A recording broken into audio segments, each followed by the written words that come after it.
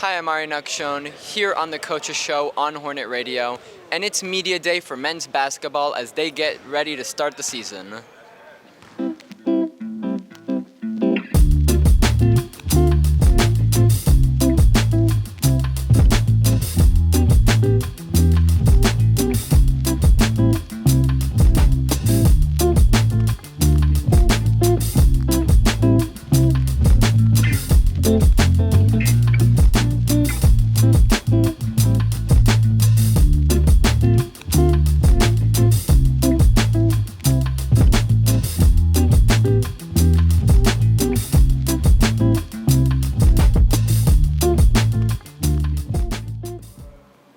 Welcome to the Coaches Show. I'm here with Perry Webster, one of the more prolific community college head coaches.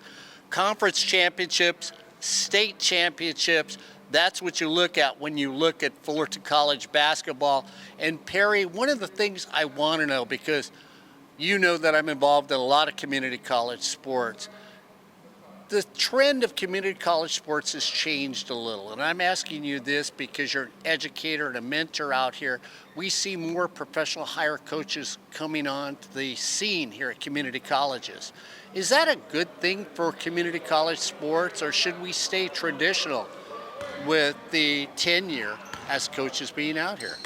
That's a good question. I think that people are having to make changes to keep their sports viable. It's hard sometimes with the amount of full-time jobs, faculty jobs that are available or not. So in one sense, I'm happy that they're creating these professional expert jobs so we can keep the sports valuable and show how valuable our athletic programs are.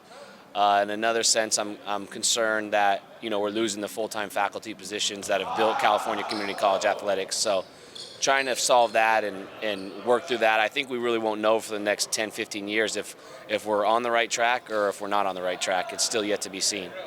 So Perry, to follow up on your last statement, I mean, we look at what's going on right now, and I know you were in all the meetings, so let's take a hard look at community colleges and physical education, because you know where I stand on this issue. Where does physical education fit on the community college level? Yeah, it's concerning. It's concerning that the Cal State's made that decision to eliminate the Area E, which where the 1 unit of PE has been required for transfer. I'm concerned about what it looks like moving forward as well. Community college is about serving the whole person. We have to have a holistic approach to education. That's always been the case since the ancient Greeks. And to see them kind of squeezing out PE is very concerning. I think that the PE requirement, the 1 unit of PE requirement to help serve students, students getting an opportunity to go to a walking class, a boxing class, a basketball class, taking a stress management class. So much of the concern is about the physical and mental well-being of people in a country that's obese, in a country that has a health epidemic. Us eliminating the PE department is not something that I think coincides with the healthy population. So on our campus, the fight's still not done. We're trying to keep it, and we'll see what happens here in the next few weeks. We look at these student athletes that you've helped and that you've moved on. I know it really hasn't trickled down yet into community colleges, but one other aspect of this, things like NIL and transferring from right to left, does that work, or are you somebody who's a traditionalist that says, hey, let's just keep sports alone? I think there's a lot of me that's a traditionalist, but a lot of me sees that these players have value. And if everybody else in society is able to use their value to make money, so should the athletes, who sometimes, not all the time, come from socioeconomic backgrounds that they need the money. It has affected our level. There's players getting paid at our level, and that's okay with me. I would like to see some kind of guardrails in terms of what the transfer portals look like and some kind of rules set up, but there's just no real governing body right now at the top. So it is kind of the wild, wild west, but I do like the players having some empowerment. I think that it requires us coaches to reach our players in a different way than maybe we've reached them in the past. I still believe you can be hard on players. I still believe you can coach players and you can mentor players. But I do think that, loving them and making sure that they're welcome and enjoying their experience is another important thing. I'm here with the head coach of Fullerton College basketball, Perry Webster. And Perry, when saying that, we look at the basketball season now. Last year, you guys only lost 2 for the entire season, and you were 15-1 in conference. So when you do as well as you do as a head coach and you have these talented young people that come and play basketball for you, how do you look at last year with disappointment, or did you, and how do you take it to the next step this year?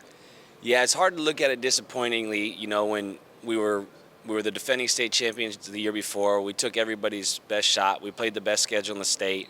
We still ended up winning a conference championship and getting beat in the Final Four in kind of a fluky deal. If I didn't take that and look back at it successfully, I think I'd drive myself crazy more than I already do. So I'm gonna be proud of that. We moved every single student athlete on. Every player got a full scholarship. Every sophomore got a full scholarship. So for us, that's it was really a pleasing year. And I think we're ready to bounce back. I think we took a good hard look at our roster last year at the end of the season and made some adjustments that we needed to make. We brought in more size. We felt like in that Final Four game, we just didn't have enough size to compete and go win that game the way we needed to. So we brought in more size, and we're excited about the year ahead of us. Yeah, I'm a little surprised you don't have short and feisty like me in there, but that's okay. That's an exception. You talk about moving your guys on. How important is that? And I know I ask you that every year about that, Perry, but you're one of the few coaches that move them on as an educator, as a mentor. Do you sort of sit there at the season and say to yourself, I need to get these guys at least to the next educational level? Yeah, that's the nature of the beast of what we're trying to do, is to get them the opportunity at the next level. They're here because we have a proven track record of moving them on. They're also here to win and be a part of our culture and be a part of Fullerton College and the community and all those other things. But at the end of the day, they want to know, where have you sent players? Where are they at now? I think we've got 5 or 6 guys Division I, another 8 or 9 that are in D2 NAIA just this year. And to go back to what you're talking about with NIL, we got guys getting paid. We got guys that played here that are making good money now to play college basketball, and we have guys in our current roster that are going to get paid to move on. So when you think about, we're a non-scholarship California community college, and guys are getting out of here and they're making real money, it's important, and it's something we really strive to do. Before I let you go, one question that I know Corey Nayland would want to know: how do we get more fans to come back out? Because Corey talks about the old years of community college basketball, the great players that came through community college basketball. Being a coach and a player yourself, how do we get the fans back to fill up the Nest here so that people will watch community college basketball? Yeah, I think on our campus, we've done a pretty good job the last few years. We sell out this thing, especially late in the season. Early in the season, it'd be nice to get a little bit more support. And it's kind of hard with our season, though, the way it is because there's a big chunk of the season where we're off of school for 8 weeks. So being able to go connect and get the students out here has been difficult at times during the season. But we brought, Marsha Foster did a great job last year helping us get students out. Vicky Calhoun now is here, and she's coaching our cheerleading team, and I know she's gonna really push to try to get students here. We feel like we've been pretty well supported. We get a lot of the old timers that come to all our games that are very supportive. So you always want more, but I know that coming to the Nest, especially late in the season, is a difficult place to play. So we'll keep pushing to try to get them there earlier in the year. We looking at another 15-1 season? I'm gonna put you on the spot, or are we gonna be better than that? Well, I never gonna tell you what our wins and losses are gonna look like. We'll play hard, I know that, and we'll play together, I know that. There's a lot of talent on this roster. Like I said, it's a little different than we've been the last few years. We're a lot bigger. We're really athletic. I think it's a team that'll be really fun to watch. There's gonna be a lot of dunking, a lot of shot blocking. And they play hard, and they're pretty well together. There's a good group of sophomores that have been here a few years. There's some talented freshmen that have come in, And so I'm really excited to get the season going. I know that we're sick of practicing against each other at this point in time. We have 2 Division II scrimmages next week that we're really looking forward to, and then season's just around the corner. Well, we'll get ready to look forward to that season as I've got one of the more brilliant young men standing next to me. I tell you what, if you ever have a chance to come out and see our basketball game, get out there a little early so you can meet Perry Webster. He's the most incredible young man you would meet. He's a great father. He's a great partner in life to his wife. And he's an educator and mentor. And he cares about the students that he deals with on a daily basis. Perry, thanks for coming out. And I wish you the best for this upcoming season. Thanks, Mark. Appreciate it. Perry Webster, head coach of your Fullerton College Hornets. Welcome back to the Coaches Show. I'm Ari Nakshon here with JD, and we're at Media Day. Yes, sir. So, this year, you got high expectations. You guys, you win. You're winners. You have a very, defensive-oriented game. How do you expect that to start this year? I feel like it's going to start pretty well. I'll say we've been working all spring, all summer, all fall, really. So I think it's going to have a big impact for sure. You guys have won 4 conference championships, 2 state championships. Is that your expectation for the season? Yeah, for sure. I mean, me and my team, my coaches, we all prepare to win. So we all want to win at the highest level, which is, conference championship, state championship. So that's for sure what we're going for. Defensively, what do you think you bring to this team? I feel like I just bring ultimate effort, energy all the time.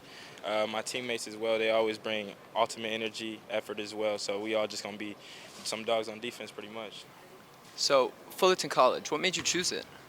Really, Coach Perry. I came here, I toured the school and everything. He gave me the breakdown, told me, how much better I'm going to get as a person, as a player. So, yeah, I just basically took his word for it. It was probably the best choice I could have made. Was there anything specific that he said that really solidified your choice here?